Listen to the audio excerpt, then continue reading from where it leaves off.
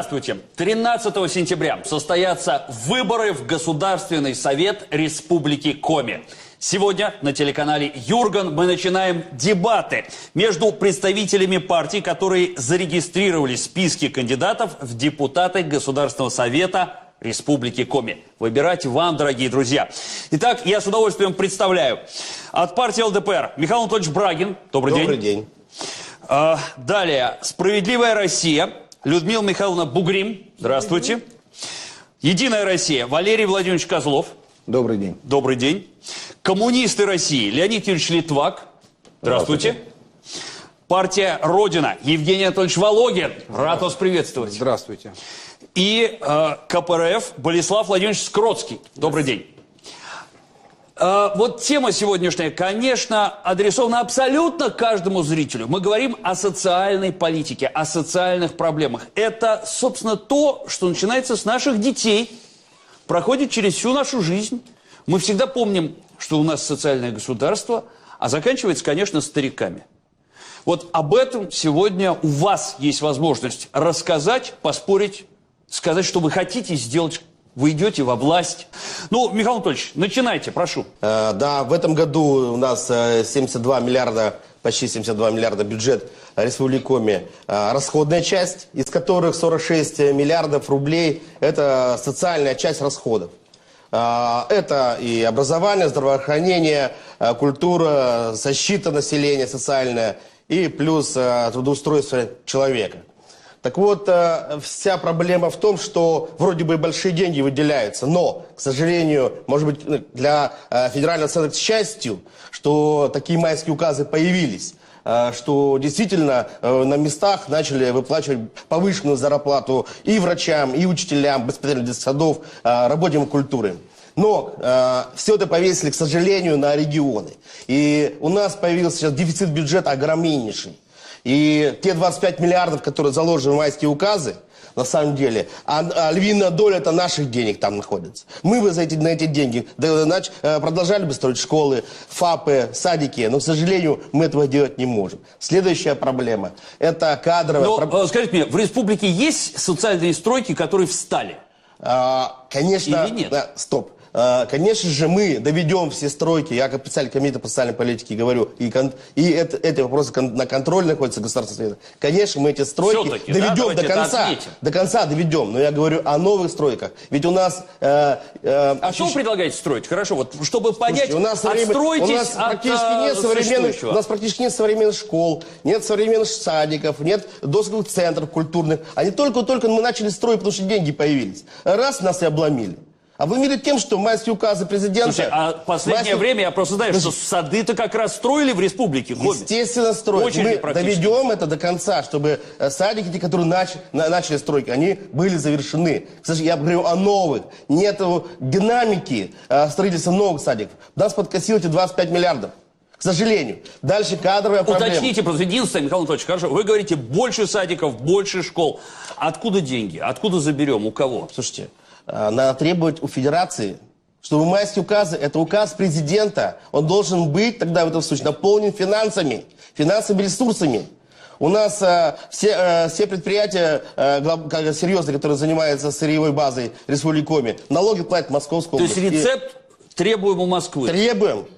Очевидная вещь, потому что у нас, к сожалению, пока денег на самом деле нет. Вы знаете, что в России почти 10 регионов на грани банкротства? Ну, так просто. И будет больше. В том числе те регионы, которые были, казалось бы, успешными. Роман, Татарстан, Калуга, да? Это те, которые требовали, получали, год, а потом бюджет заканчивался. И каждый год будут такие регионы прирастать. Потому что каждый год навал идет дополнительных на субъект дополнительных обязательств. Понял, просто вы-то толкаете на этот путь. Да. Все, да, услышали, это один из основных путей. Идем к банкротству, но смело и с радостью. Давайте вот другое крыло тогда. Болеслав, прошу, вам слово. Тема действительно, хотел бы продолжить даже Михаила Анатольевича, потому что он говорит рецепт попросить из Москвы. Действительно, требовать. Но на самом деле еще есть масса рычагов и возможностей. Конечно. Так как мы отработали 4 года, я считаю, очень успешно. Но откуда мать деньги? Вот расскажите об успехах. Успехи в том, что мы практически все социальные, в докладе Гайзера было, что все социальные обязательства мы практически за счет, правда, ассигнований, мы их выполнили. А сегодня стоит вопрос, как дальше развиваться. Я думаю, что второй рецепт – это эффективность использования бюджетных средств. Точно. Что у нас получается? Мы слушаем контрольную счетную палату, и они нам говорят, что школу построили, там вблизи 200 километров ни одного ребенка, а школу поставили, вбухали на несколько миллионов рублей. И вот это, да, эффективность, эффективность расходования – это вторая часть. Третье, что мне нужно сказать, что еще есть неиспользование тех финансов, которые мы, республика, получили. Деньги получили, 2 миллиона получили. В конце года, в октябрь-ноябрь месяц, подводим итоги, смотрим. Не справились, не освоили. И приходится обратно отдавать в Россию. Это такое ощущение, что мы настолько дурашлепы, что не можем использовать то, что нам, в принципе, дали в руки. Так что вы там сидите, если вы дурашлепы? Так, Болеслав Владимирович, Не мы, это министерства, спросить. которые отвечают за... Мы на контроле это постоянно держим. Так а вы на что? Что Шулепов сделал? Его засудили, что он бездельник. Шулепов не занимается вопросами социалки. Он вообще Когда не будет коммунист. ЖКХ, вы с него спросите.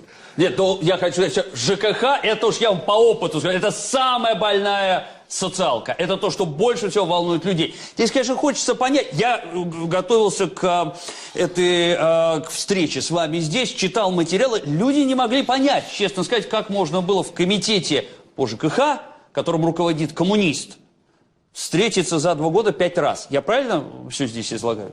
5 действительно заседаний было ответить? Роман, у нас социальная политика. Нет, ну, подожди, это Это тоже имеет социалка. отношение к социалке. Я вам скажу напрямую.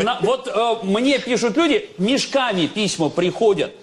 ЖКХ 70% из этого. Ну, просто комментарий дайте какой-то. Суд признал, что Шулепов Евгений, ничего не делал. Вот как руководитель комитета. У него Дайте мозгов ответить, хватило. дайте Я с Михаилом Анатольевичем плотно работал в социальном комитете, Да. я за это отвечаю. Да. Ну, потому и результат. Да, к такой. сожалению, в комитете по То есть социальной политике вы теперь меньшинство. готовы взять на себя ответственность? Роман, Вопросы, связанные с образованием, наукой, высшей школой. Вот которым вопросом я Хорошо. занимался. Я просто против объединения в минуточку. эфире А кто ЛДПР, компетентный неожиданно с человек? КПРФ. Давайте уже стал Так, активно Роман, вклиниваться спросите, у нас кто Евгений компетентный Анатольевич. человек в области образования, скажем, коммунистов? Я Это оставлю его вам время. этот вопрос, оставлю. Нет у них компетентных людей ни в какой области. Евгений Анатольевич, прошу Значит, вам слово. компетентные люди или в партии Родина, например, я, ну и встречаются еще кое-кто во власти. Например, глава республики. Поэтому, по сути, в республике есть только 2 политические силы. Это мы, новая оппозиция, прежде всего партия Родина. Ну и, собственно, власть. Единая Россия, глупо отрицать, что это не просто партия, это система управления. Вот, все остальные, вот здесь коммунистов, тут они плодятся как кролики уже, как в 17 году. Потом друг друга расстреливать будут, как в 18-м. Вы ревнуете, Справедливая что их так Россия... Нет, я не ревную, я, так сказать, сочувствую избирателю. Справедливая Россия мандатами торгует. Вот Михаил Анатольевич был Евгений Анатольевич, от партийной борьбы к социальной политике. Чтобы, очевидно, с высоты своих миллионов, Михаил Анатольевич, рассуждать о нуждах бедняков. Я вас очень хорошо понимаю. Поэтому избиратели должны голосовать, ну, или за новую оппозицию, если вам не нравится власть, ну, или, так сказать, за власть, если она вам нравится. Евгений Если есть Анатольевич, вы такие много люди. лет работаете в ВУЗе, кандидат наук.